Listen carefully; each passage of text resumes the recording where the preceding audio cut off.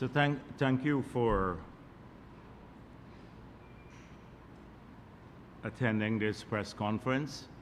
I was tempted today to cancel the press conference, but I had a discussion with the president, and he said, "No, I think you should do it because the country has had or listened to the president, a very comprehensive speech in the parliament from the president, in which he dealt with the period running up to the elections, the challenges that we confronted, the tenure of the PNC, AFC from 2015 to 2020, the broken promises of that period, the lack of credibility, the attempt to steal elections, and then he moved to the period, the COVID period, and the challenges confronting his government and how the government rose to those challenges. And then he outlined in great detail the plans for the future, what we're doing now, and how those fit seamlessly into a vision and a plan for the future. I think Guyanese now are much clearer on the sectoral plans and the national vision after listening to the president's speech.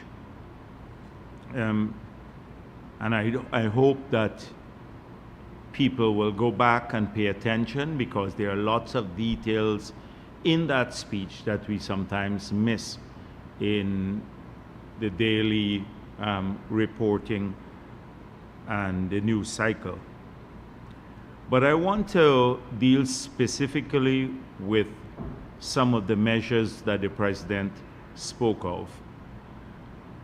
For a very long time now,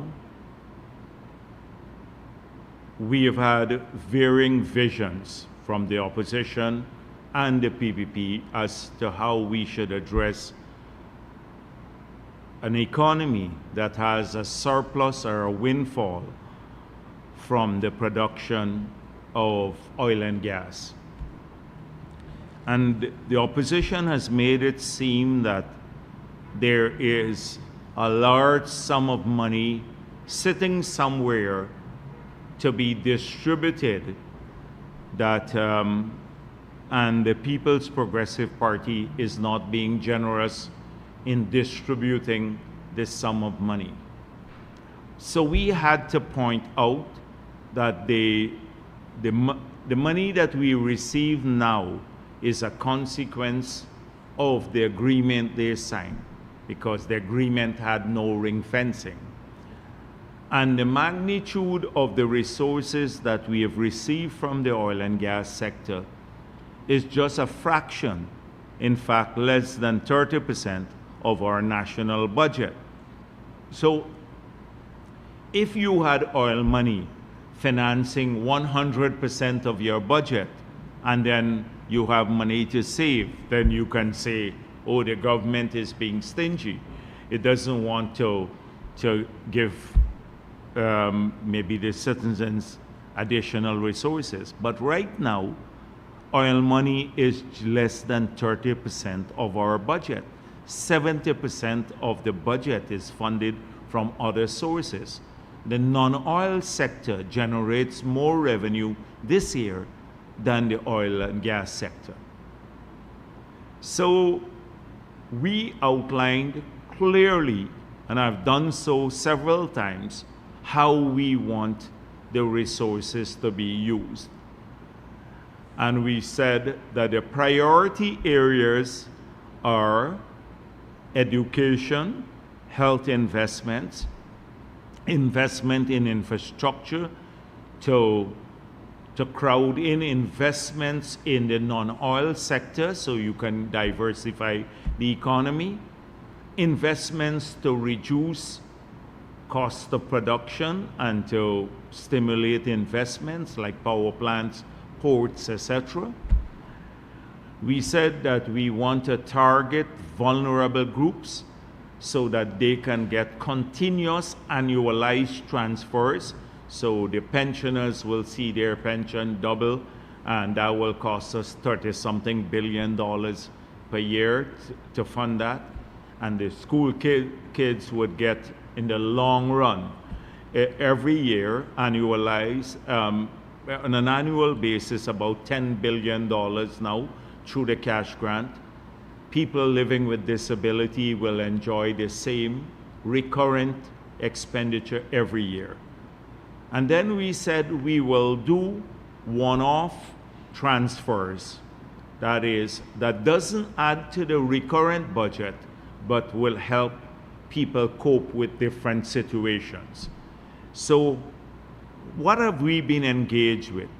I saw as soon as the president announced the 200,000, the opposition, particularly the AFC, took credit for it. And it's very funny that they would do that, but because we predicted that.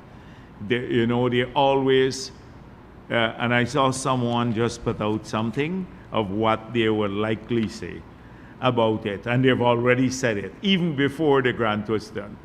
Only PPP friends and family will get it. It should be more. It can't buy much. Only Indo-Guyanese will get it. Don't take it. It's vote buying. We had a plan to give more. We'll give you more. It will be plagued by corruption. That's their playbook. We can predict already what they would say. If you go now, they're saying exactly the same thing. They're so predictable, the AFC and the others. So they said, oh, the reason the PPP is giving this is because we were advocating for it. So let me go through with you some of the transfers that sometimes people don't pay particular attention to, that we have been engaged or been giving to different groups in our society since we took office. The COVID grant that we distributed cost us about $7 billion. That was a transfer to Guyanese households. 303,000 households got that. Then the additional 25,000 grant, a cost of living assistance, was given to all the hinterland and the riverine areas because of increase in freight to the hinterland, the cost of freight to the hinterland. That cost several billions dollars more. We then increased wages and salaries by $90 billion for the public sector. The pension, I mentioned already, the pensioners, they got a transfer to them too, running into now about $30-something billion more. The children have been getting more. People with dialysis, who need dialysis, now every one of them will get a sum of money, $600,000 per year to assist with their dialysis. That wasn't there. We've put in the budget several billions of dollars transferred to women who want to get tested for cervical cancer. We've transferred money into the budget for people, kids and pensioners who need spectacles. They can get money to test their eyes, and then 15,000 of spectacles. The 50,000 scholarships that we've offered through GOAL, GROW, WIN, and BIT, that's a transfer. We are paying the fee. The $18 billion that we are writing off from the student loan program, it's a transfer to those people who owed the University of Guyana. I can go down, I have a long list here. When we gave the $2 billion of fertilizer assistance to the farmers, that was a transfer to the farmers. When we gave the fishermen in this country, nearly 13,000 fishermen, after they had difficulties, they got a transfer. They got a sum of money from the state. That was also a transfer to a different group of people. So different groups of individuals have had that transfers given to them. We did it through the cash grant program for the business assistance program. People from Madhya, Linden, etc.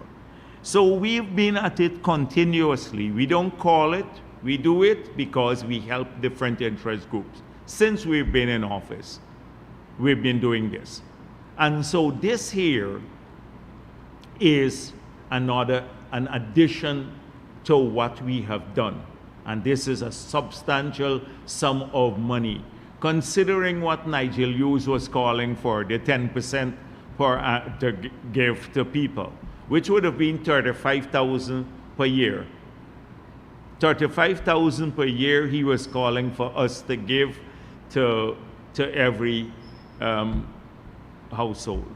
And now the president has just announced a cash transfer of $60 billion to every $200,000 for each household. Now, this is a major part, considering in this year's budget we only have $300 billion coming in from the oil industry, and a $60 billion transfer has been announced. When you look at the growth in the education and health sector budgets alone, they've grown by 160% on average. Say health education grew from 50-something billion, 53 to 135 billion. So all of those are transfers. So this is a huge sum of money when you consider the large number of households we have. But we have not done what other countries often do that get them into trouble, where they grow the recurrent budget to such an extent that if oil prices were to fall, they can't sustain it. So in this case, we can fund the $60 billion now. We have the capability of funding it, but it does not become recurrent, because what happens in a couple of years' time or next year if the prices fall? So we have maintained that critical principle that would avoid, say, countries like having the difficulties that they sometimes experience. It happened in Suriname and Trinidad and Tobago. But it's a substantial sum of money. Now, this I want to take you through. I hope that soon they're not going to say we're giving too much money, because that's the way one day it's too little, and then another day it's too much to households. So for a long while, I see everyone has been asking us, how are we going to assist households because of some movement in food prices? I've explained here before the $70 million US, which is a transfer to the $70 million US that we're using to subsidize electricity and keep the price down. That's a transfer to people's pocket, because if we did not do that, they would have had to pay $70 million more for the electricity. That's out of their disposable income. We are now subsidizing gasoline and diesel to the tune of $81 billion per year, which means we're transferring to households 500 Guyana dollars for every gallon of gas and diesel purchased in this country. That's 81 billion. That's even more than what we are giving directly to households, but it benefits people based on lower cost. That's a huge transfer there too. But as a result of that, we have managed to keep the cost of living down because we have not seen an escalation in transport price nor electricity rates, and we have not seen an escalation in water rates too, and mortgage rates. So the only thing that we have not been able to tackle, because it's a free market, would be food prices, and that moves based on market demand. I've explained that somehow. And so this grant will assist households significantly to cope with changes in the so-called cost of living. It's a huge intervention generally to assist households, but specifically to deal with any movement in food prices. And this is a robust response by the government of Guyana. A robust response, targeted response, robust, and it will assist people. It goes beyond the $7 billion that we have in this year's budget to assist with cost of living initiatives. This is a $60 billion initiative that will assist every household to tackle this. And that's how we work. We have identified the problems. What were the problems? The problem was global increase in cost of living, global increase in particular components of cost of living like fuel, etc. We've tackled almost every single component in the 4 years we've been in office so far. And now this is the latest robust intervention to tackle cost of living or the increase in food prices. I don't think if you go around the world or this region, you will find a government that has tackled every single component of the cost of living through a state initiative to bring relief to people. And this is something that we're extremely proud of. But by tackling this, we have not given up on addressing the other things in the society that are crucial for our well-being, our future development, that APNU says don't do. So they're saying give people money, some money, or historically, but don't build the roads, don't build schools, don't build health centers, too much investment on infrastructure, don't build the power plants. Well, we are building the power plant, which will give, when complete, and I'll come to that a little bit later, which will bring relief to people there. We're building the 12 new schools. We're building hospitals. We're expanding. You heard how many schools the president listed, the number of schools rehabilitated and built. So we're building the highways and all the other public infrastructure necessary to operate a modern economy. So we have not foregone or compromised the long-term transformation of the country by giving this grant. This grant complements it. With APNU, it's one or the other, and we're able to fund it fully. We'll be able to fund it fully.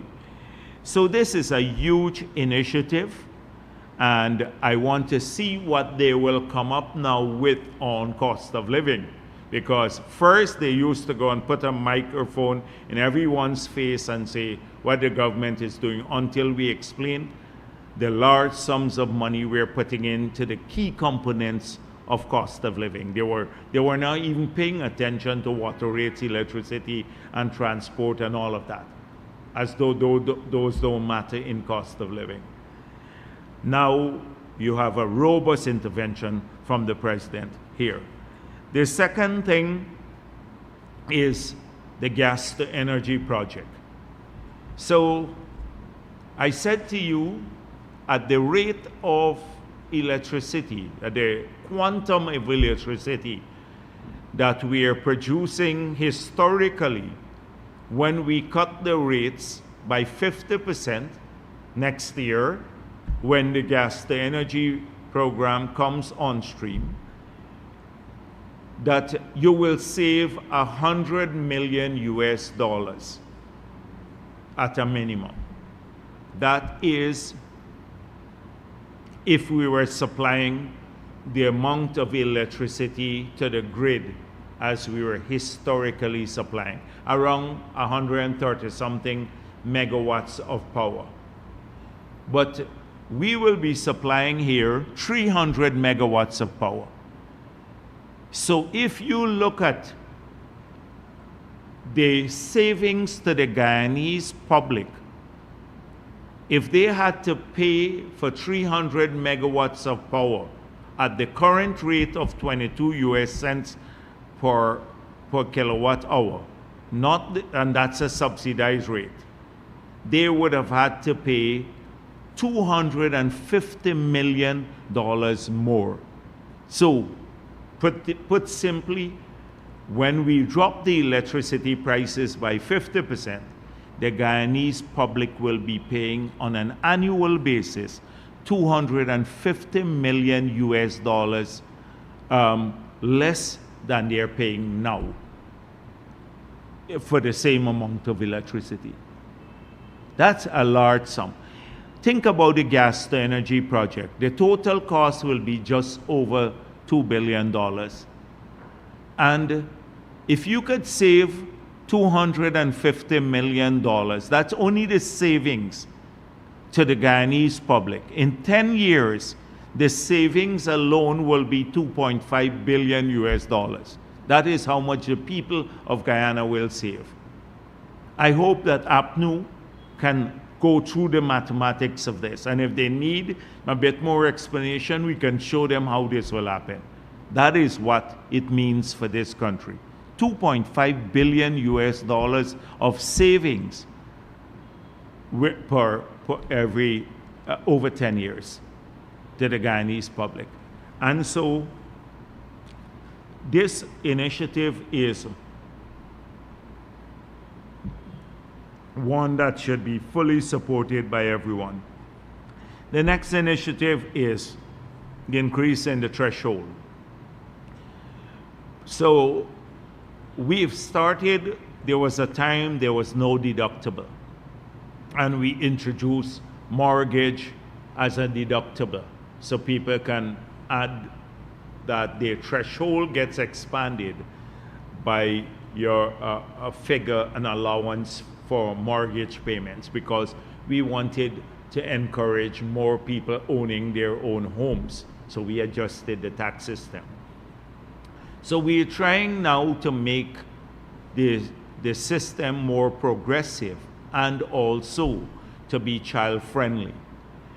So the president has just announced that for every child that a family has, they're entitled, one person in the family is entitled to claim a deductible for that child up to $10,000 per month. So what this means is if you have 2 kids, your tax threshold moves up by $20,000 per month. So over a year, you have a tax threshold of increase in your tax threshold of $240,000.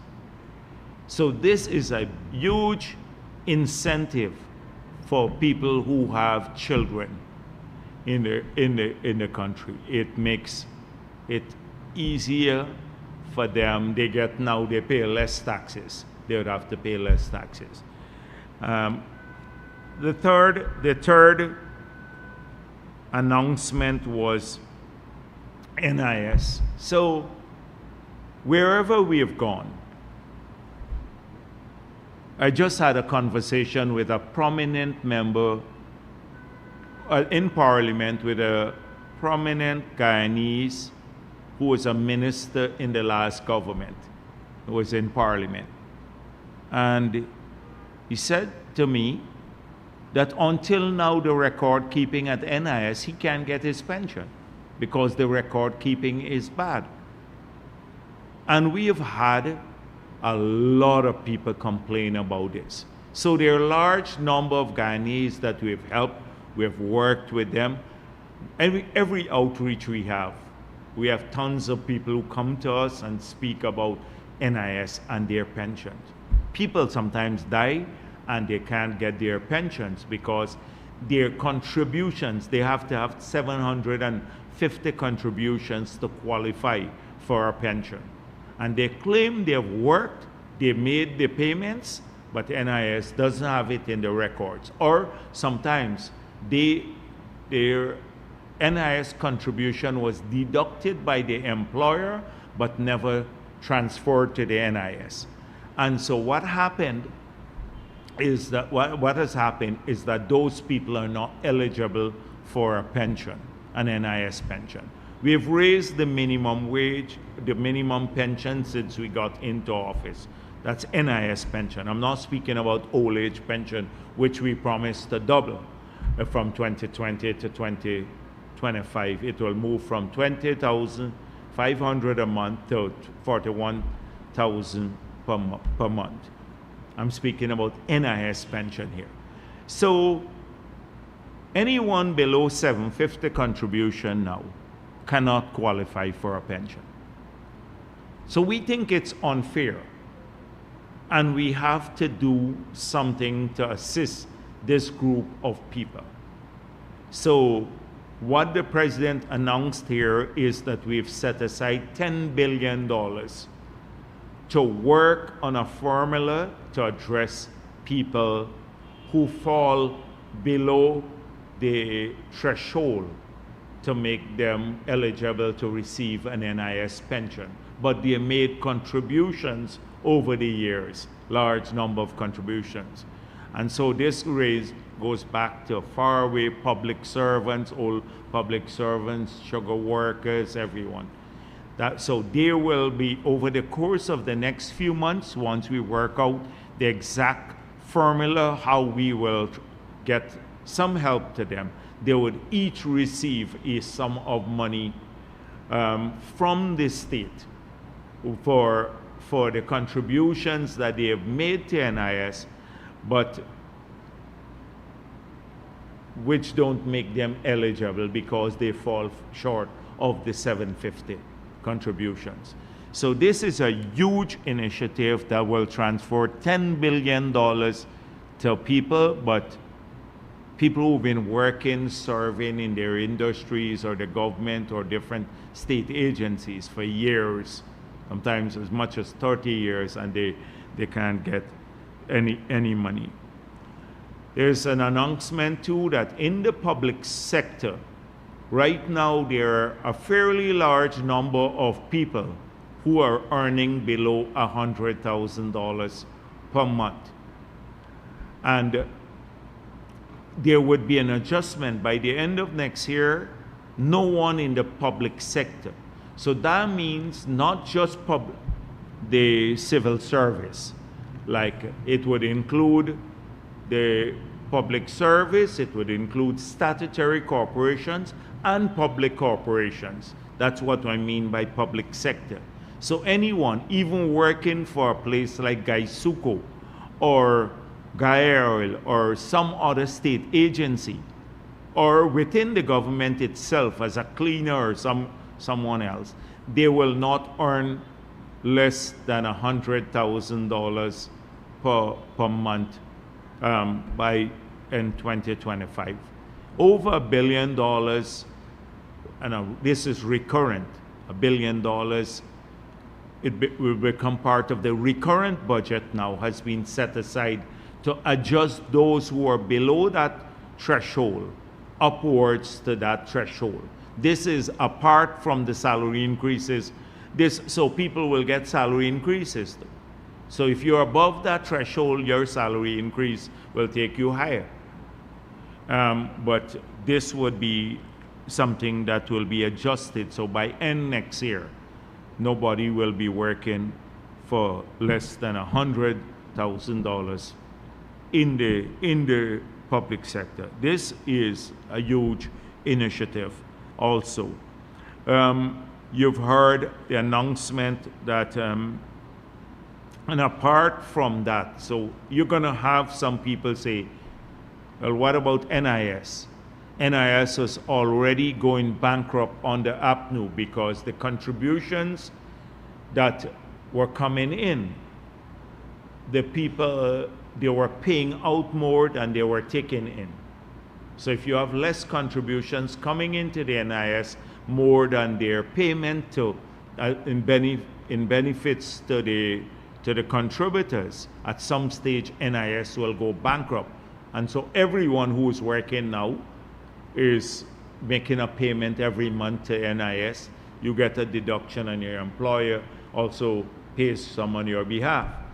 So we've already made a commitment that there will be, apart from the $10 billion set aside to address those people who fall below the threshold, that there will be a huge injection to make sure that NIS remains viable. This is going to be a massive injection into the NIS. NIS doesn't belong to the government, but it's an important safeguard for all workers. The second thing is that anyone working for government or any government program and gets contracts with government would have to ensure that their payments are up to date. And this is, then if not, they can't work for the government. And people were breaching the system. So I told you a few months ago, I learned about from community outreaches that you had some people who were running guard services that had not paid on the NIS on behalf of their employees for 4 years running, and well, much longer. The old contractors under APNU didn't even pay anything. Many of them didn't even pay anything. I'm talking about under the PPP government. And I made it clear that if they don't pay, we spoke with them in the security sectors. If you don't pay within a particular period, you would lose the contract, and secondly, we'll put it before the police. So far, from 4 persons, 4 of those, we've already had them pay over $200 million. They had to bring it up to date, all their back payments. 4 of the contractors alone who were supplying security services in the matter of 3 months, because we said to them, you're not going to lose your contract. You can't be making deductions or not paying the NIS, and your employees can't secure benefits if they fall sick. So that is something that we will insist on in government and for even private employers. So there, in the NIS, the president mentioned the $10 billion, but there would be other injections and other initiatives to ensure that NIS is safeguarded. These are, the president mentioned accelerated depreciation for the livestock industry. This would give a big boost to the livestock industry because we're becoming more competitive, and we're meeting more of our demand, and we want to transform this into a major export industry in the future. So this is a huge incentive for people who can be able to amortize their investment in a short period of time. Extension of tax holidays based on geography and sectors, so that for industries we want to assist and stimulate, the law will be amended to ensure that we can give tax holidays to those sectors. Just look at how successful we have been in the housing, the hotel development sector. When we got into office, we said, you will get 10 years tax holiday. We will give you more concessions on import of material to build the hotel and also to furbish it. And we will assist with try to find the land, but you have to pay for the land too from the government side. That was the initial meeting we had that I spoke of earlier when we went to tender, and we had a lot of expressions of interest. Out of that engagement, and because of this incentive, you've seen what we have now, 9 new international hotels. I don't think in any country in the world, well, maybe some of the, like a big country, maybe in China it happens, because that's a huge country. But any developing country in the world, you have 9 international hotels being built in a span of 2 years. In a span of 2 years, basically, because they came out of COVID and they started. And they would be ready by next year because of that incentive. And as I said before, several thousands of Guyanese now would find employment in these areas too.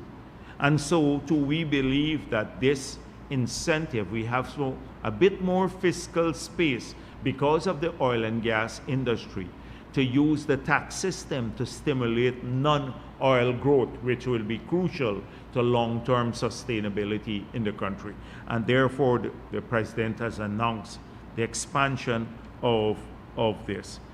The toll, taking off the tolls from the bridges when they're completed would put over $3 billion, keep that in the pockets of Guyanese people who are using these bridges. APNU doesn't want that. But they said we should charge tolls on these bridges. But combined, these initiatives that were announced by the President, the $10,000 also for adults, we might start off with adults. Next year, you will get a voucher for $10,000. It's called a universal health voucher. But this year, you know what we did with spectacles and cervical cancer. Next year, you'll be able to get this voucher, go to get some tests. We want baseline data on all of our people, particularly in the lifestyle diseases, because those are preventable if you intervene early. So we want your record, get you tested for diabetes, hypertension, other types of diseases that are lifestyle related, so that you can start intervention very early to avoid complications and escalating costs to the individual and to the state, and also to avoid huge consequences for people who don't get tested or we don't have baseline data on them early. So I spoke of this some time back. If you're hypertensive and you don't address it early, you can lose your sight, you can develop cardiac problems, you develop kidney problems, where you failure of your kidney, etc. When that happens, it's massive interventions you have to have. It's costly, and it changes your lifestyle. If you have your kidney, you lose a kidney or something like that, you have to go on dialysis for the rest of your life, which is very expensive. If you can deal with it early, and then you intervene because the state already, since we got back, we've expanded the range of drugs available to address hypertension. You can get prescribed freely free from the state the drug to control your blood pressure. And similarly, the diabetes. People don't know their diabetic status. I had a friend who said to me, I didn't know I was eating a lot of stuff, and then I went there and they told me I'm already diabetic and I'm getting all these complications. Young person. I'm talking about type 2 diabetes. And so if you go and you know that early, now the state provides free insulin and other treatment for people who are diabetic or who are pre-diabetic, so you don't get to the stage of diabetes. And with lifestyle changes, you can even reverse the process. So you don't then get your foot cut off or lose your sight again, later when you notice this, or have all kinds of complications. This is what we need very early. And a person with a voucher now, they don't even have to pay for it. They can go to the private hospital. You don't need to go to the state hospital. We just want people's record so that when they come into the state institution, they will know their status. We can then intervene early. It's preventative medicine. That's what we're aiming towards, because as we get in the outer years, our capacity and the quality of care will expand. People would have more access, and they would be able to get we may be able to avoid a large number of cardiac cases. You heard how many the president said per annum, the interventions through stenting and other things that we have to, and often the government has to help people pay for this. It's more costly. So this is the idea, and you're going to have 500,000 Guyanese who can collect your voucher next year and go to get tested wherever you want. Wherever. We're not saying you got to come to the public sector. You can go to a private hospital, hand in your voucher, you get tested there too. This will cost $5 billion. So the initiatives announced by the president here today are far-reaching. They have impact on people's health, education. He spoke extensively about the removal of the fees at UG from January 1. So you have a date there, and how much it will cost, so about $8 billion. So it covers education, it covers healthcare, it covers the productive sectors, covers cost of living interventions to help people at the household level. You transfer there. It gives more disposable income to people through the reduction of several of the obligations that they have to make, and then it helps with our children. So I hope that people look at the speech again and they can see how far-reaching it is. But don't just look at these initiatives isolated from what we have already done, because I'm sure the president didn't have time to elaborate on every sector. He spoke about the digital economy, and you can go on and speak for 5 hours on the digital society we're trying to create. Few weeks ago, I just dealt with some very practical programs and initiatives we have now to move towards that. But it's much more far-reaching, and the vision has been laid out about what type of society we want, the digital society, and how we're supporting this.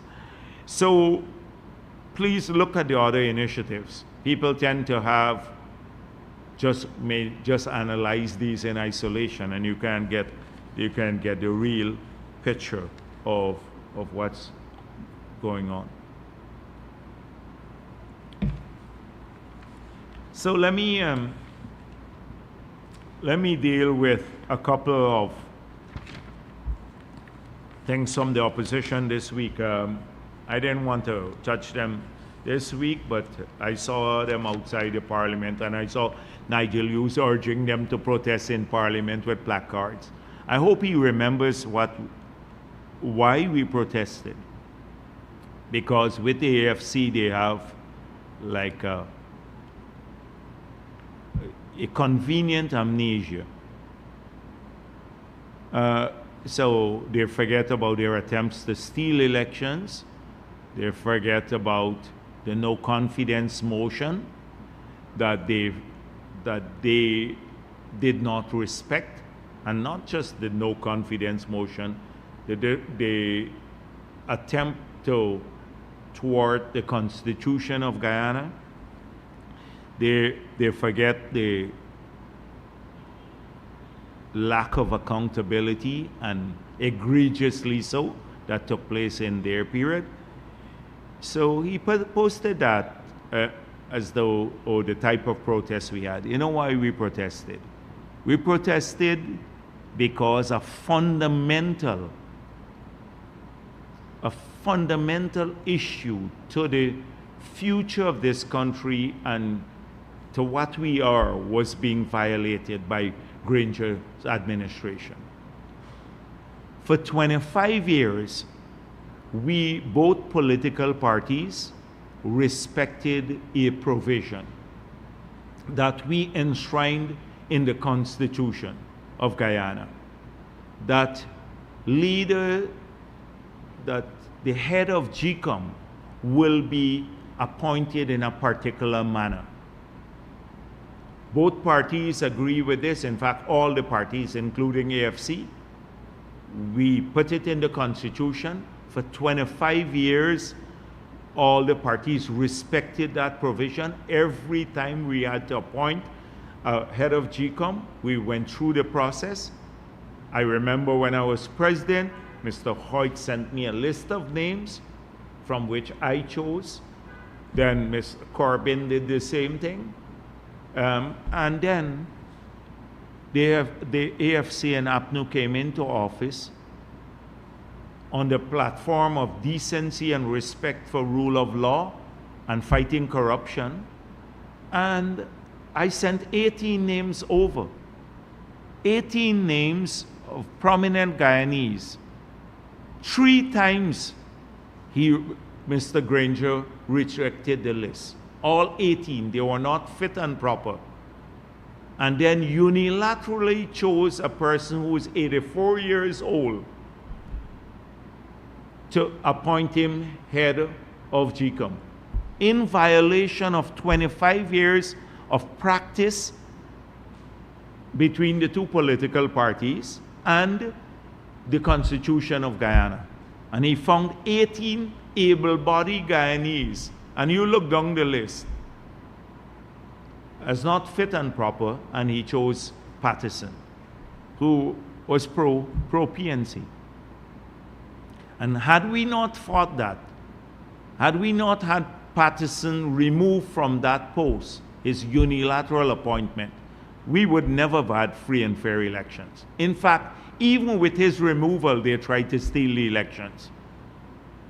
And so we had to protest this infringement on a fundamental right, infringement on a fundamental right of the people of this country, because we saw what was going to happen.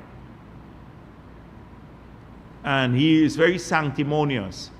So he believed he did the right thing. And then the CCJ, we went to the CCJ, he got some favorable rulings in some of our courts, and we went to the CCJ, and the CCJ mopped the floor with him on the issue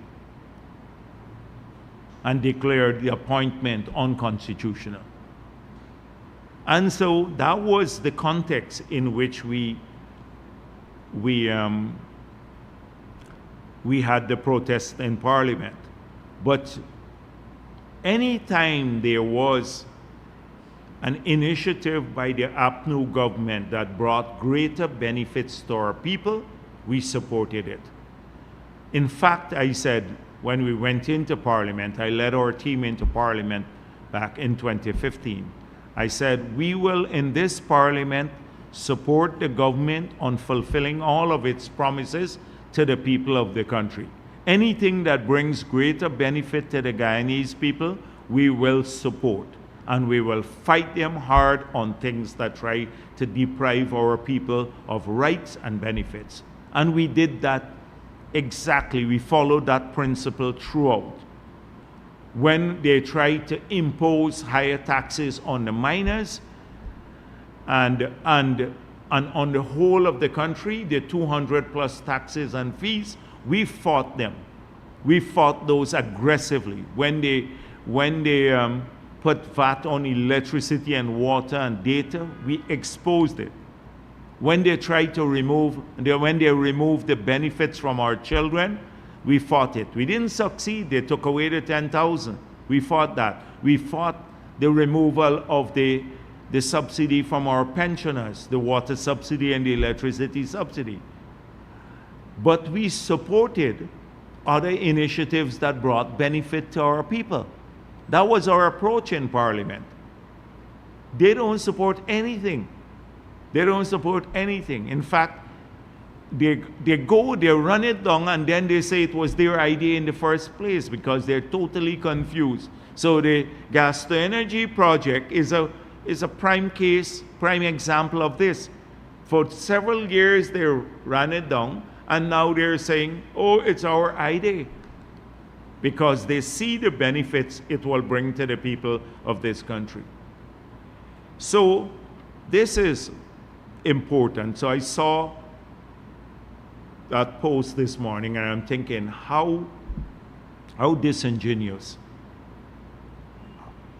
how disrespectful to the people of this country could you get? Because you think we forgot the reasoning or the reason behind this, the protest? So I see, but this party, particularly the AFC, they just have a weird way of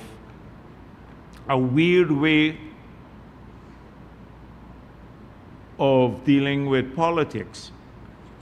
So I saw this, they put this out. They have a page, they're looking at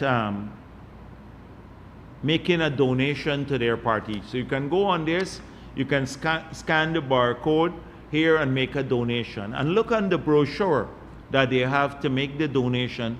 They have a picture with Ramjatan, Cathy Hughes, Sherrod Duncan, and the U.S. ambassador. They're using the U.S. ambassador image on a page where they're asking for a donation for their party. It's unbelievable that you could get so low, but I shouldn't expect anything else. That's a low-life party too. And then I saw they put out another thing. They're selling stuff. It's called merch and swag. So actually, you know something? So when I saw this, so merch, you understand it, merchandise. They're selling their stuff, the t-shirts and stuff like that. They want to do fundraiser. That's fine.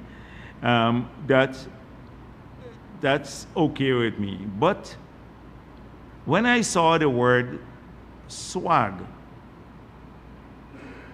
I had a recollection that I saw it somewhere before. So it could be like a piece of cloth too, but that should have been included on the merchandise.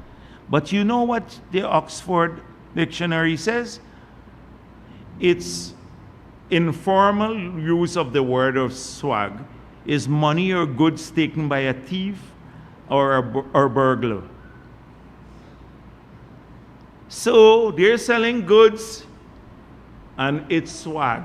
That's the informal. I have the definition here. I said, these people got to be crazy. They're finally admitting, is it stolen merchandise that you're selling? And it looks very sophisticated. You should look at it. Merch and swag, let's sell the thing. Check the informal thing of what swag means. It's money or products by a thief or burglar. Merch and swag. It's shocking their tour abroad, the lack of diversity. Have you seen the pictures there? They have no diversity whatsoever.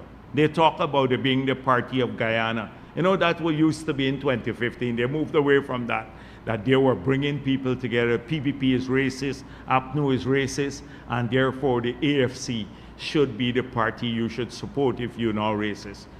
They gave all of that up.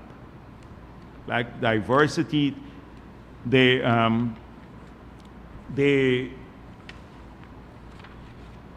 have a PAC audience that they said they speak to a PAC audience, and you should see the numbers that they're getting abroad. Someone sent me the numbers. It's people, it's friends and family, and some people in New York. Of the 20 people there, I see 5 who go to everything you have. Like if you go a tin cup and you knock it a bit too, they'll be there too. Any function in New York. This is it. A party that's spent. It's a spent party. That's in a short period in their existence in Guyana, they prove themselves lacking in integrity and being the most corrupt party ever, even more than the PNC. You look at every single one of their leaders. Every single one of their leaders. They were embroiled in some scandal in the past. So that's so much for the AFC. So today, every week I look at the circus that they engage in. So Norton had several interviews, and Norton said, his Canadian tour was to sold out crowds. That's what he actually said. No sold out crowds. I want to know whether their contributions, whether they're paid into the PNC's coffer. Because every time you have a sold out crowd and he collected $30 for people to go to his meeting, whether it's paid into the PNC's coffer. And then he goes on, that the PPP took GPL on the move. It's a move to nowhere. We took GPL on the move. Usual nonsense. Sherrod Duncan, who was interviewing him, someone sent me this transcript. So whilst I'm in Parliament, I'm reading the transcript. Sherrod Duncan said the PPP DNA is corruption. Sherrod Duncan. Up to now, Chronicle can't get back its money that he hustled from Chronicle. Sherrod Duncan talking about PPP corrupt DNA. Imagine these people. And so maybe today I'm not going to go through all of these useless things with Norton. Norton wants to, he said he gave 12 proposals that we should deal with to get a voucher for cheaper gas. So he wants a voucher for cheaper gas. So we must keep the $81 billion, the original price for gas. So everybody now would have to pay $500 more per gallon, and then we must share out vouchers to a few people to go at the station. It would breed corruption. It's better you do it across the board, the government not sharing out vouchers, because next thing you hear, APNU selling vouchers. They collect some vouchers there and start selling the vouchers. So we want to avoid those things, Norton. We prefer to do the across the board thing. Everybody go to the station, even if they don't know it's subsidized by $500 per gallon, let them get it. Not the government sharing around these vouchers for fuel. Because you remember, we lost under APNU, the Army trucks used to go to to GWI, and they had a racket that cost us $1 billion, a fuel racket. That is now, a few people were charged for it when we got into office, but we didn't get to the big boys as yet. I think it's still ongoing, the investigations. So that is his proposal. And he said we should waive the electricity prices for few people. So remove the subsidy, let the price go up by 30% for everyone, and then give them back a few people waivers. We're not doing that. We prefer across the board systems, so all of our people would benefit from it. And then you don't have big administrative burden. This is for people who just want to every day be running behind this sort of thing.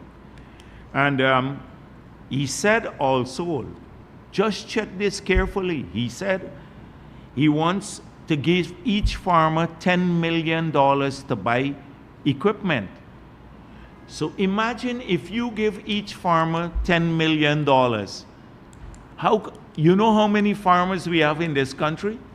They did not want to even assist. He criticized us spending $1 billion to assist with fertilizer. They put the VAT on pesticides, etc. Now he wants to give $10 million to buy to every farmer. Maybe let him say this in Parliament and let him look at the cost of it.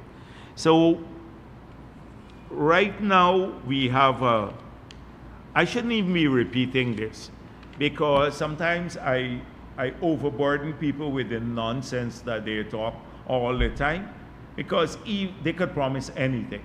They could promise anything in the world. They're not going to do it. They don't even calculate the numbers. Every time they say something and you try to run it through a formula or an analysis system to see, are they saying something that makes sense? You just come up with figures or administrative or initiatives that burden the administration. So figures that you can't sustain over time. So I'm not going to spend too much more of my time. I got a long list of things that I was thinking about addressing, but maybe someday else. There's one last thing. I saw my Paul saying something about Region 8 engineer.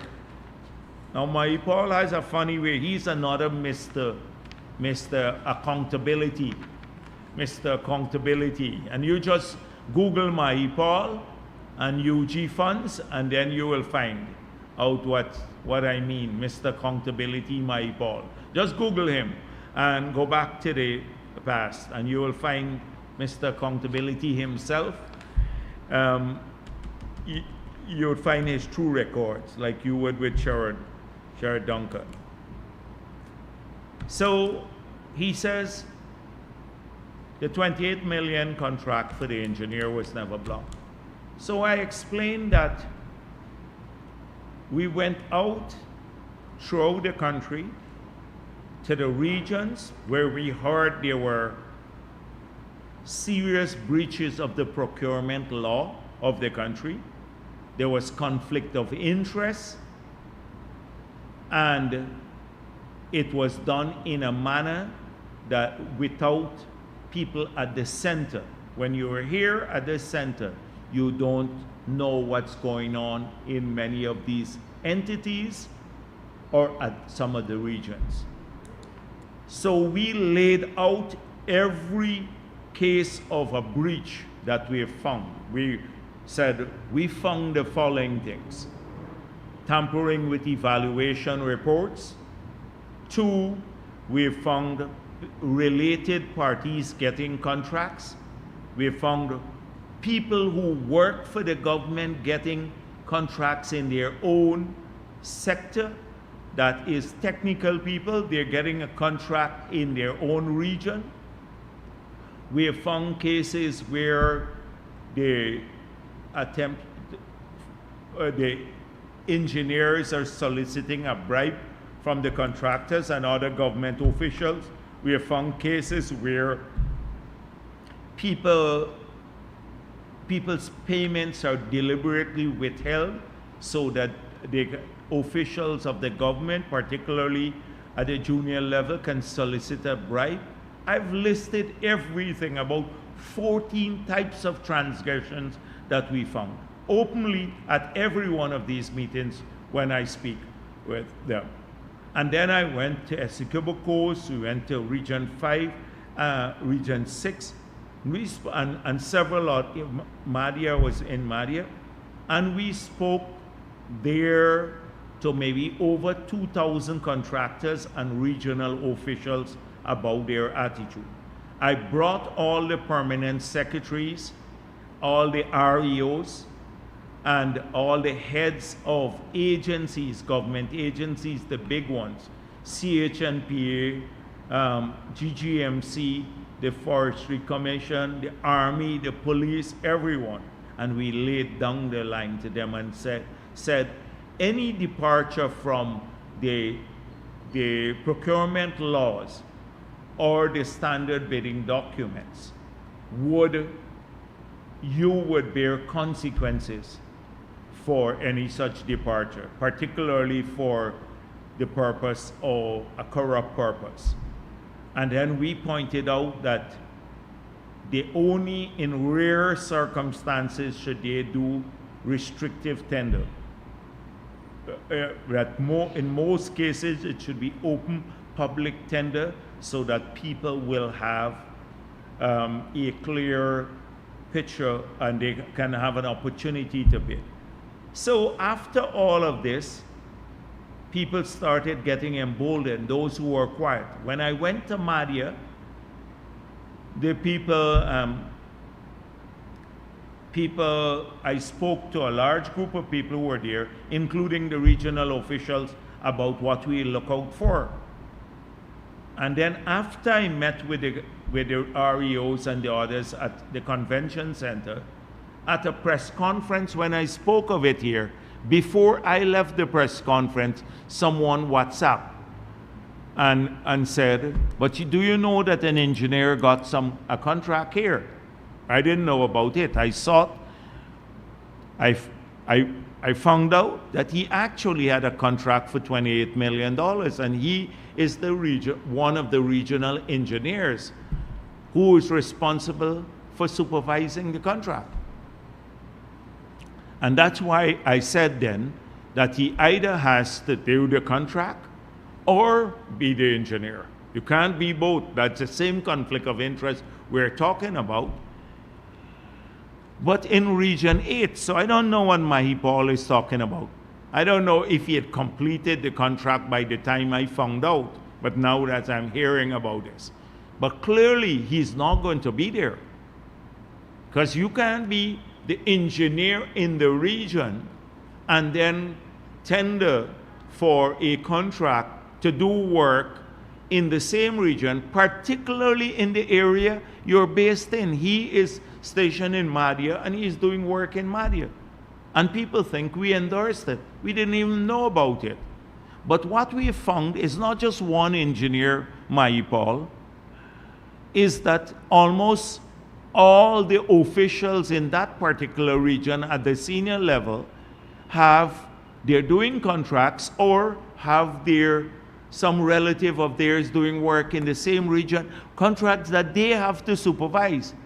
So because now we talk to people on the ground, I went to Madhya, etc., the people are becoming emboldened to expose what's going on. We would have never known, because what some of these guys do, they set up a company and you don't know who the principals of the company are. So you think when you assess the bids, the tender board, this is a regular company, they win.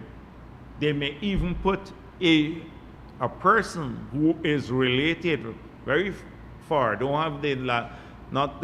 don't have the same surname. So there's no way you can find this out until somebody comes to you and say, you know that man is a relative of this guy here. That's the only way we find out these things. We don't know people's relatives. And in this case, we just found out. So it's even, and I'm not embarrassed about it, speaking about it openly here. We're fighting this. It would have never happened under UPNO. Under Mahipal, he'd probably be busy there doing his own thing too. If Mahipal was doing it, I'm telling you openly, and it's not limited to this one engineer. And I didn't even know the man had a PNC membership card.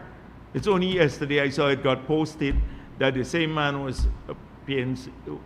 had a PNC membership card, but we didn't tackle him because he has PNC membership. So there are many others in that same region at the senior level that we found out. And if we find out that other officials are doing the same thing and at the regional level or anywhere else, we will speak openly of it and we'll take steps to fix it. We're not going to cover it up. We're not going to cover it up. But if this had happened, we had open cases of corruption. Up to now, money missing, 600 million missing from the Durban Park Stadium that they built there. My Paul should tell us where that money went. So that was the one thing I wanted to address. It's bigger than this one guy now. It's a whole set of other officials there that we're not going to tolerate it. Thank you. Dr. Jagdeo, Cordell Jones from Livewire News. Coretta MacDonald has claimed that Guyanese are suffering more now under the PPPC government than during the Burnham era. How would you respond to this comparison, and what would you say to persons who hold this view? It's a wonder that actually she should be teaching, because she's squatting on the position of General Secretary of that union. By law, by their own rules, she's a squatter there. And she's bullying the people in the union because by now based on their own rules, they should have thrown her out. She's lucky that this government, under the PPP government, she got a supernumerary position. So she's a supernumerary head teacher or something of some school. So she doesn't have to show up there. So she collects a salary as a head teacher or a deputy head herself. I don't even think she could, with that kind of view and that kind of analytical skill, I don't think she should be even teaching the forest grade, in school. For someone to be so divorced from reality, you just check the period. Maybe she was better off on the Burnham. Maybe she used to get some of the banned items to eat and stuff like that when people were starving in this country. When we got to a stage where they pauperized the public service. Public service was pauperized under the PNC. When we got into office, the wage for public servants, the minimum wage was $3,000 Guyana. At that time, the exchange rate was about 120 something. So that was like you earning $25 per month. That was it. There was nothing here. So I don't know which universe she's living in. And I don't like to waste my time being Coretta MacDonald. All that they can push is racism. You remember the strike? It was, we don't like teachers, and it's a racist thing. That's all they did. Jaundice, lack any intellectual depth, can't analyze anything, blatant liars, barefaced liars, would say something that if you're lying, at least lie on, have some elements of truth in the lie. How would you have been better off in that period? In what period? Ask the people who fled this country, people of every race and every religion, how they fled Guyana under the PNC rule. By 1992, you ask your parents or grandparents where we were. Not just that we were stealing elections all the time.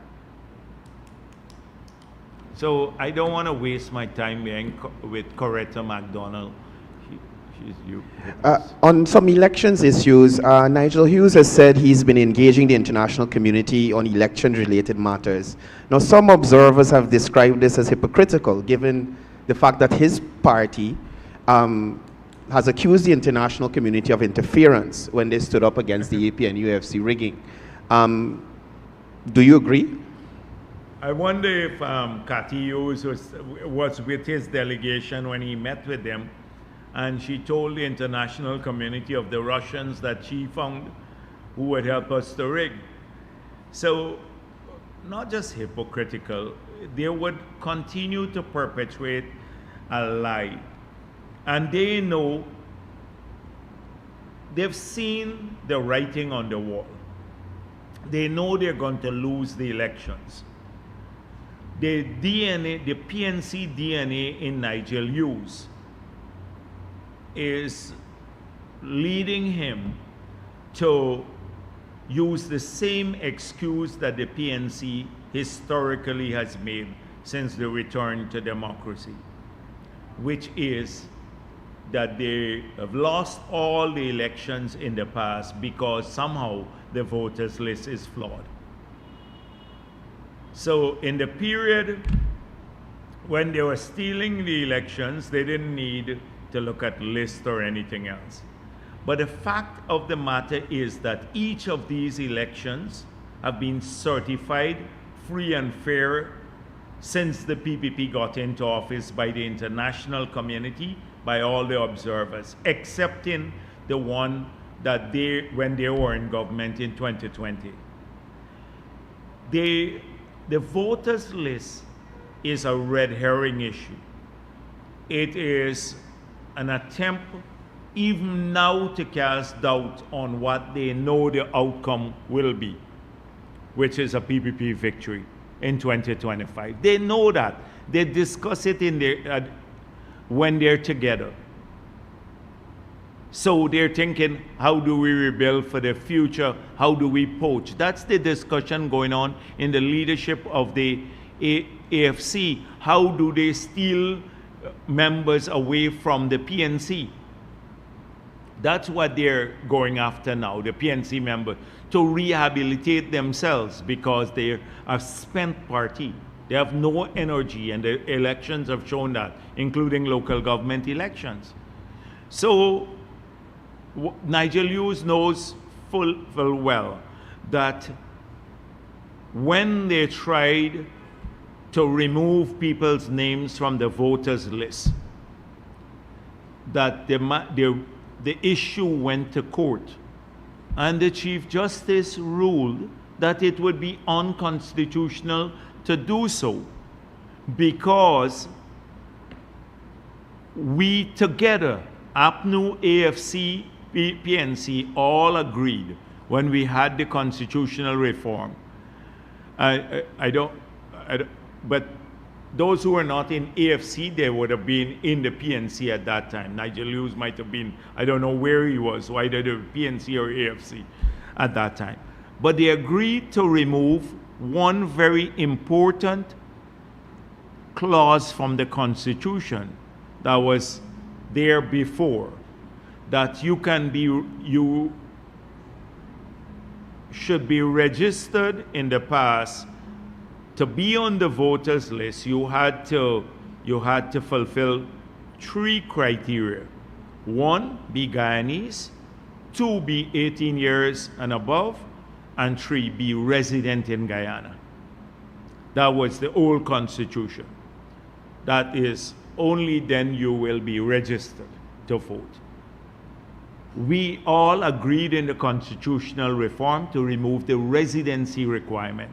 So all you need now to be registered, Guyanese, 18 years and above. So once you get on that list, you can't be removed if you go abroad now. There's no residency requirement any longer. And even if somebody Guyanese comes home now, they have to be registered once they're Guyanese and over 18 years old. That's the Constitution of Guyana. So, but to vote, they can't vote overseas if they've migrated. They have to come back and vote in their division in which they're registered. That's the law. The Chief Justice ruled. It's unconstitutional. You can't remove people's name just like that. So we all agreed that we can remove people who are dead. And we suggested that they do this in a mass way. Get all the names, send them to the political parties, publish them online in the newspapers everywhere for objections, and if there are no objections, remove all those names. If it's 20,000, 30,000 people, everyone who has died since. So that's fine. But you can't remove the others. It will be unconstitutional. They know that very well. And they know about once you have a continuous registration, that's called continuous registration, that the numbers on your voters list could get very high, more than the resident population sometimes, or as high as the resident population, because you calculate it on the basis of those who are here and those who have migrated to. So if they say 800,000 people live in Guyana now, or 850,000, but 400,000 have migrated and their names are still on the list could be 1.25 million people on the list.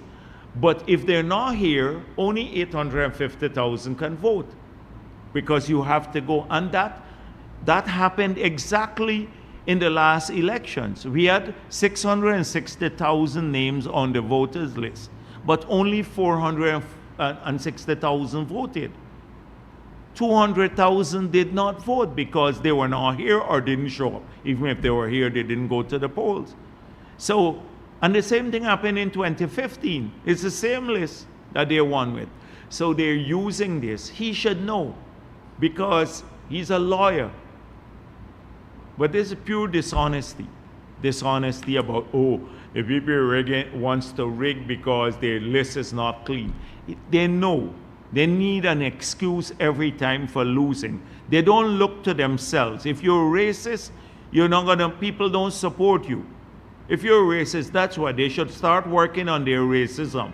They should start working on their vision for Guyana and solid, long-term, sustainable plans for the future. So you have a real, you can suggest an alternative to the existing government.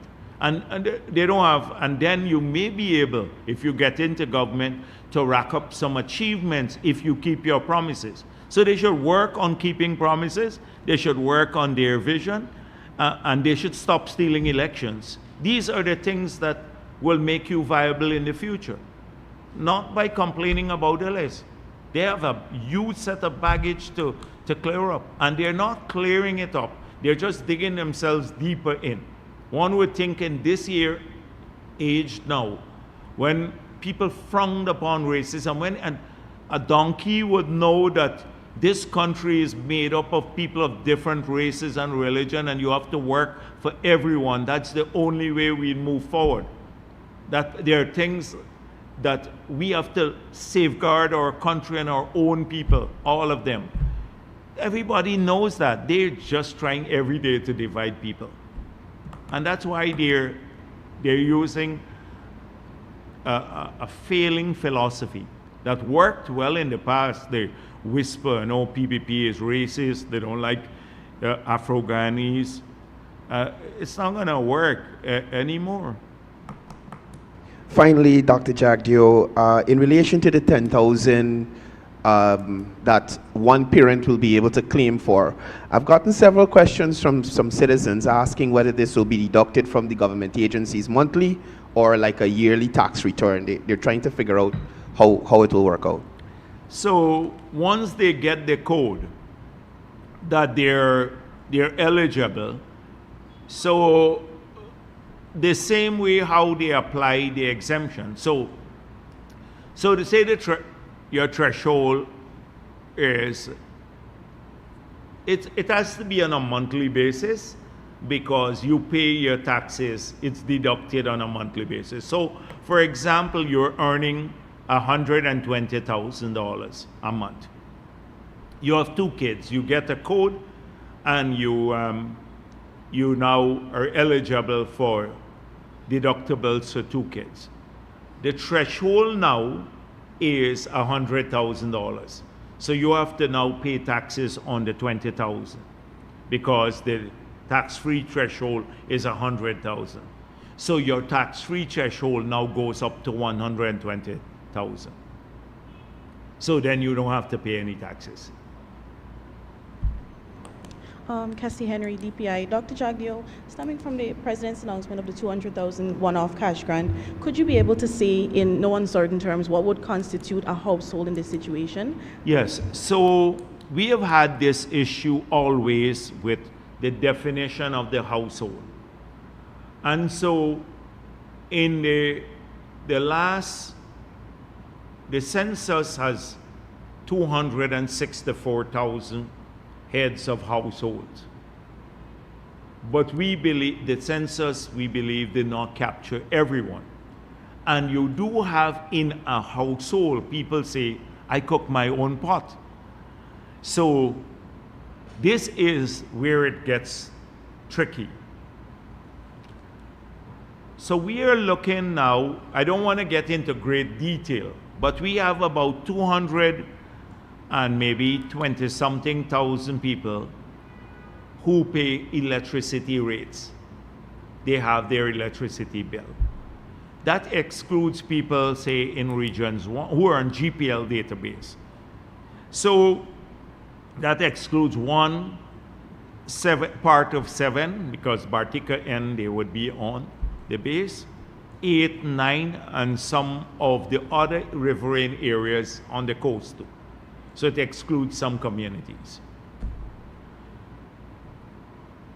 So clearly, if you know someone is paying their electricity bill, that is going to be a household. They're paying electricity bill for household.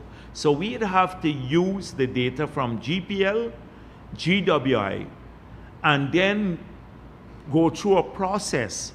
So if, for example, I have multiple buildings and I am paying 5 meters, so I'm not going to get 5 households. We clean up that list. So if you have 5 meters, you're not going to get that. But assuming I'm paying for 5 tenants now and 5 different groups, the 5 tenants would then can claim a different, that when we go through the first list and through GPL and use that, that's a verified database. These 5 tenants are eligible to claim as separate households. So we're working it to try to see as far as possible how we can make it fair without people ripping off the system too. You know, the husband comes in and then the wife comes and separate things, because that's how it happens all the time. But we assume that 2 persons wouldn't be paying the electricity bill, is 1 person. And that's the person who is in the household maybe doing it. So we still have to work it through the great detail, but we believe we can do it. And then in communities in the hinterland, what happens is easier there, because they're smaller communities, so we have a process of verification by the 2 shows. Each of the villages have a list of individuals, and they verify, they sign off on the households. So then we get the names, you got to check in the names of those people, because it would be by check in some areas, almost most of the areas it will be by check. And so, but the aim is once it's a legitimate household. Additionally, we had some of this when the COVID grant came out, because what happened is that we did the primary households first, and then we went to secondary households. The primary households, it's easy to do because you have an address. So we say 1 property. And for rural areas, this is more workable because a single person may live in a home. In the urban setting where people live multiple, like families may live in a home because they rent. So the easiest thing is to often go to a house. You have, say, 300 houses in Plaisance. You pay out to the 300 houses first, and then then people can claim maybe if 2 families are in the house, so then you adjust it. So that's what happened in the COVID grant. Primary households they tackled first, then they moved to secondary households. So it would be heavily scrutinized with the Auditor General there too. Okay, thank you. So you just mentioned some heavy scrutiny there. I wanted to know what specific system the government is going to be putting in place to ensure that each household that is supposed to get a cash grant actually gets a cash grant. Yes, but the thing is that it depends on, so the idea is that each would get it. I'm just telling you how we want to go through it. That verification, you can move fast through the verified numbers, like people who have bills. So if you have a bill, then that easily assessed. Then you would have to go through, you'd have to send people to check.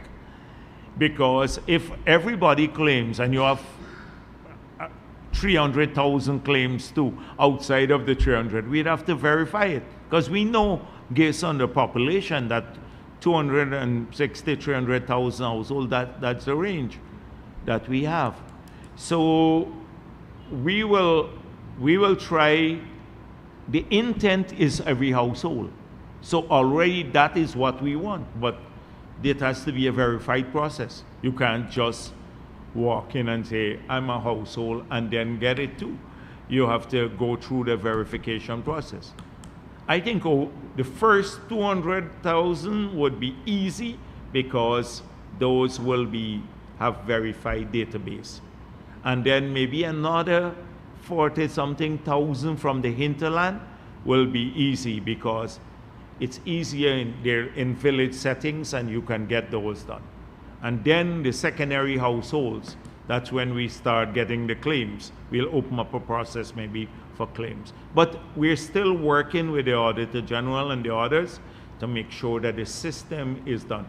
I'm just telling you the thinking that we were behind our heads about how to ensure that everyone gets it and that it's not abused and that it's verified. And this is how we started off looking at databases from different systems. And finally, Dr. Jagdeo, the President also announced a zoo enhancement project that is going to be undertaken by the VP, a zoo enhancement project to international standards. Yeah. Could you say what are some of the specific changes that we can expect in the near future? So the zoo it's been a sore point. There's a private zoo starting now too, and at one stage, historically, we're still keeping it in mind, to do a safari type zoo and entertainment complex in the future. This is not the one we're talking about. That one will probably work with the private sector.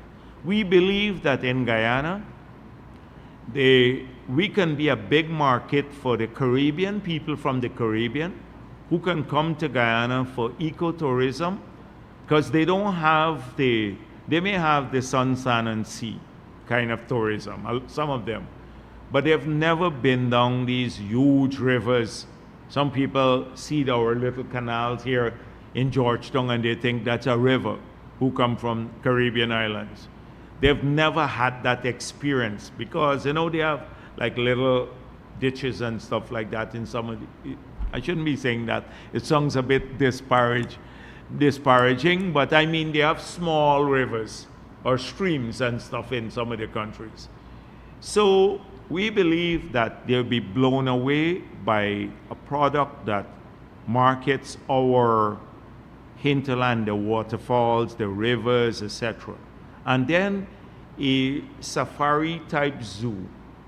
So we will probably give packages, do a prospectus, and work with someone who might be interested in that, where they can drive around. The giants we have. They've never seen, the kids there don't see snake in most of the islands. They don't ever see, I don't think many of them have ever seen a snake, because some of the islands don't even have snakes.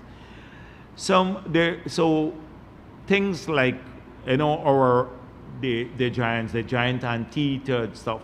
We have a ton of animals here that would be unique.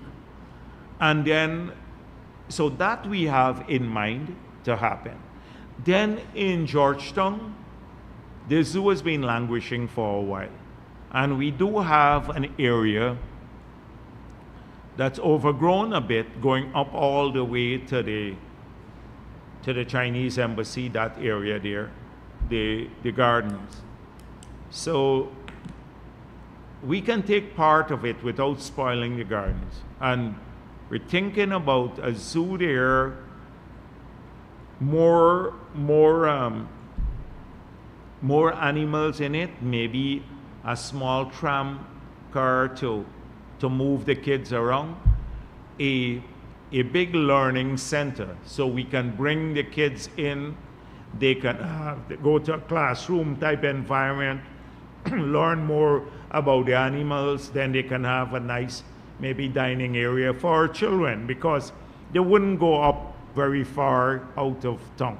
They'll come to town on a tour, even things, kids in Georgetown. So more entertainment for the children, familiarization with our flora, fauna, especially the fauna, and then making it the whole area family friendly around in the gardens too, putting in proper lights and recreational areas, green areas, without affecting the habitat too much, because we have a lot of birds, that go there, they nest there. You don't want to change that environment too much. So it's a concept that we're looking at that will give our children more opportunities to be exposed to animals and stuff like that. That's the in a nutshell. That's what we're thinking about. But we will do the prospectus for a safari type zoo, but we want that done by the private sector mainly, maybe with the support of government, because we think it would lend itself to the attraction or improve the attractions that we have here. Particularly for Latin America, people tend to be exposed more to that kind of animal life, but not people from, say, North America or the Caribbean. They've never seen some of these animals. Dr. Jagdeo, Saskia Warwick from NCN. Just another follow-up on the $200,000 one-off cash grant. Yeah, sure. As it relates to non-nationals, will there be any requirement, for example? Non-nationals now eligible. These are Guyanese families, Guyanese households, not non-national. If you're not a Guyanese household, you're not getting this money. That clarification. Yes, Guyanese headed households. And I know you spoke about the clean voters list. Yeah. However, during the opposition's protest earlier this morning, the opposition leader would have said that they're still fighting for a clean voters list and they're going to be changing their approach to do so. How would you respond to this? I know every week they change their approach, and it doesn't matter what they change to. We will take it all in stride and address it whenever and if ever that change approach comes. We've had change approach from the PNC all the time. Rigging, we confronted it, we overcame it. Violating the Constitution, we overcame that. Street protests, we overcame that. The support for criminal in the crime spree, we overcame that as a PPP. We have a lot of experience with dealing with the PNC. Their racism, we've had to deal with it all the years. We're a victim. We're fighting back now so that people would see the true nature of this party. So what else? What's new? Yes, go ahead. Trishelle Silvers, Guyana Times. Just another follow-up to the $200,000 per household. What systems will be put in place to ensure that persons who are renting have access to that money rather than their landlords having access to it? Yeah, but so the thing is that is why if they're paying electricity bill. So we wanted to use electricity as a crucial thing. So if you have, for example, the landlord has 4 properties and he's paying the electricity bill, he would not be eligible for 4 grants. That is what? He will be eligible for 1 grant. So if we have the tenants now, so we would allow, if we can prove that people are renting, you show that you're renting, then that's an easy way of showing that you have your own household. Renters who are living by themselves, they have their own households. So you're running your own, you're cooking your own pot, basically. That's the thing that people say. But, a lot of people, I hope they're not going to move into a place and say, look, I just rent for this week. You know how Guyanese are creative. I just rented for this week. Next week, they just give up the rental property. It's not an easy task when you're dealing with large numbers of people and you have like 5% of them who will look in to cheat the system or deliberately set out to cheat. We're not starry-eyed about this, We know that. And these people who try to cheat, they come from every party. APNU, AFC, PPP, they're all, They don't have, there's one thing they're united about. They're trying to beat the system, right? So we have to watch out for everyone, whether they're PPP or APNU or AFC. And my last question, what is your position on the move to confirm Clifton Hicken as substantive top cop?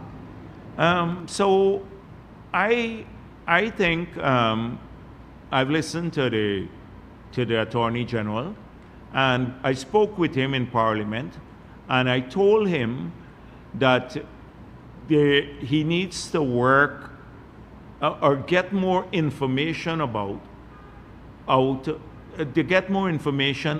about the legality of the process.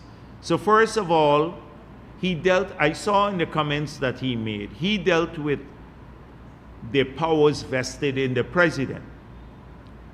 And there is a view that because Hickens has an extension now, he might not be eligible to be confirmed. So that issue needs to be dealt with by the Attorney General. He was lawfully extended, and therefore he is eligible to be confirmed, and the president has the power to confirm him, and the process to confirm him has been complied with. That is consultation with the leader of the opposition. The leader of the opposition does not have to agree to the appointment. He just has to be consulted on the appointment.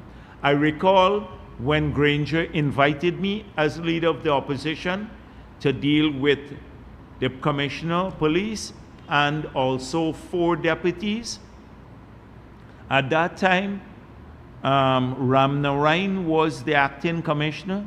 He didn't even include him in the 4 deputies or confirm him as commissioner of police. But he had the right as president. He consulted with me. I expressed my view. I said that the one Indo-Guyanese you have here among the group, and you're not going to give him, you're not confirming him or giving him a top post.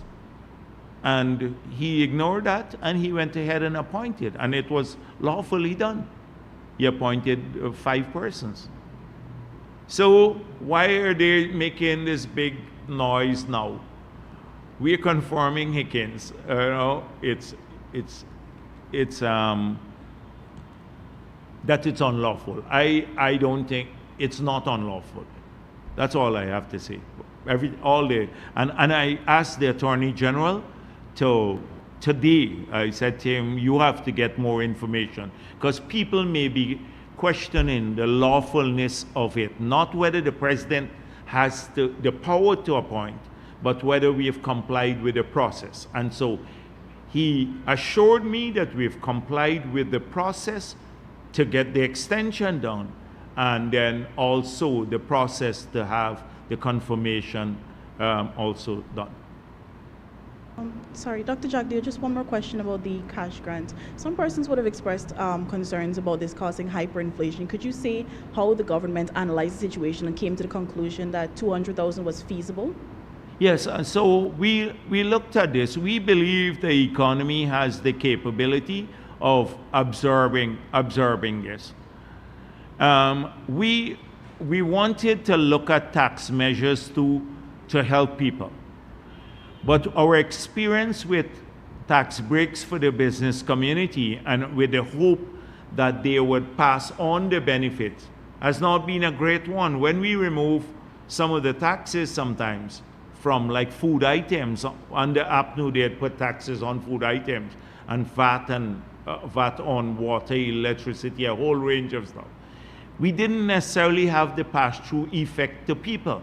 So that is why we opted in this case to just give them directly. We believe that given the scale of our economy, we can absorb this. We have a $22 billion US dollar economy now. And then, so we believe it could be absorbed. Good afternoon, Dr. Jagdeo, and Ask Williams, Skyshare News. Yes. ExxonMobil recently held a press conference, and a number of things came out from that press conference. Firstly, I would like to seek some clarity on the reserves. So Exxon would have told reporters that their reserve figures are different from what the government has. And recently at the Minister of Natural Resources press conference, he would have said that we would have had a 600 million increase, 600 million barrels increase. However, Exxon's partner, CNOOC. But we should not have a different figure. And so, because I'm assured by the ministry, let's deal with that the figure that they have is based on the quarterly submission from Exxon. So, we don't do our own assessment. Now we're recruiting someone to look at the reserve, to have an independent look at those issues. But I explained to you in the past that we go on the basis of a submission from them. And that submission is what they would release, the figure in the submission. And that's the, I think, 11.6 or something figure that they got. So it's either one of two things. So either Exxon is not being truthful, or the ministry gave me the wrong figure. But that is where the figure is sourced from, the submission by Exxon. And so there shouldn't be a difference. Call that you would have told us that you get the figures from Exxon from their quarterly Yes. reports that you get on a quarterly basis. But Exxon would have said that it is less than 11 billion according to their figures, and they would have also reported that, well, told reporters actually, that the government has their own people that does their own assessment. So that's why they, so well, that's the then clarity I'm seeking. It's totally false, because I asked the technical staff where the reserve numbers coming from, and they told me we're getting the reserve numbers from this quarterly report. I don't know of anybody that we've hired to check reserves. So it can't be that we are doing our own assessment of reserves. Right now, the reserve figures come from Exxon, which we are now we're recruiting consultants to do that. But if we go and say they have all of the data, they analyze the data, they do the appraisal wells, etc. So you could always have varying numbers. If we hire a consultant and they would say, oh, this rock formation here, we believe that it has a barrel of oil, I'm just being crude, a barrel of oil per every square foot. And they say, no, we believe it's half a barrel per every square foot. Putting it crudely. Then you can have varying things there. But right now, we shouldn't have any variance. That might be in the future if we hire our own people. But right now, there shouldn't be any variance, because the ministry's numbers are derived from their reports. And so that's what they told me. And I will verify this and let the ministry issue a statement on it. Yes, sir, because it was concerning that 11 billion was always touted and we've never gotten anything different until now. So that's Yes. why I saw the clarification. Secondly, on the issue of the 214 million, the disputed charges, I remember you would have said that if it comes to the point where... I saw they said they're not budgeting. And we are not budgeting too. So then the next stage is we go to a process that would finally end up in arbitration. Now that's our position from the beginning. We have gone past them convincing us that we should lower our numbers.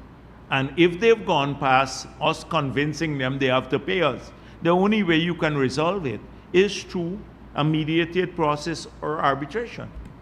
But they would have cited costs as it being expensive. That's why they would have wanted to settle outside of arbitration. So you're saying that government is definitely so not if we're budgeting. settling outside of arbitration, we have to drop our demand. So that's why I said mediation first, maybe, and then go to full arbitration. If in the mediation process we can't agree, then we go to arbitration. Finally, this is also an Exxon. They would have also said that they're open to meet with the PNCR to discuss the terms of the oil contract, but they have not committed to any sort of renegotiation. What are your thoughts on this? No, but I thought they were pretty blunt that they're not in favor of renegotiating the 2016 agreement. They were pretty blunt too. I saw the report. They were pretty blunt. They said no. So I don't know what discussions they want to have, but they said they're not in favor of that. Thank you. Yes, sure. Good afternoon. How is your party paper? Yeah. How is the party paper going? The kite show, the Glenlyle party, the oil and gas party paper. Go ahead. Yes. Good afternoon. Good afternoon. Crystal Young with Kaiser News. Vice President, how do you justify the growing national debts while it is doubling? What? The figures What are growing doubling. what? The national debts. The figures are doubling each year while boasting about infrastructure projects that has limited benefits for the average citizens. Did they send you that? Which infrastructure has limited benefits? Tell me which one. The gas to energy? Well, the gas to energy is yet to come on board. Yeah, no, but but it's being built. We're spending $2 billion on it. Mm-hmm. So that has limited benefits. I just told you today that $250 million US dollars of savings on electricity bill per year. That in 10 years, the Guyanese public will save $2.5 billion, more than the price of the project. You think that has limited benefit? You think the Heroes Highway has limited benefit? Do you think it has limited benefit? It's a question that I'm sure you didn't put together. They sent it to you to send. And by the way, we're not doubling the national debt every year. If you were here earlier, you were not here. So let me go through this again. The stock of debt, external debt now, in nominal dollars, is lower than what it was in 1990. Can you conceive of that?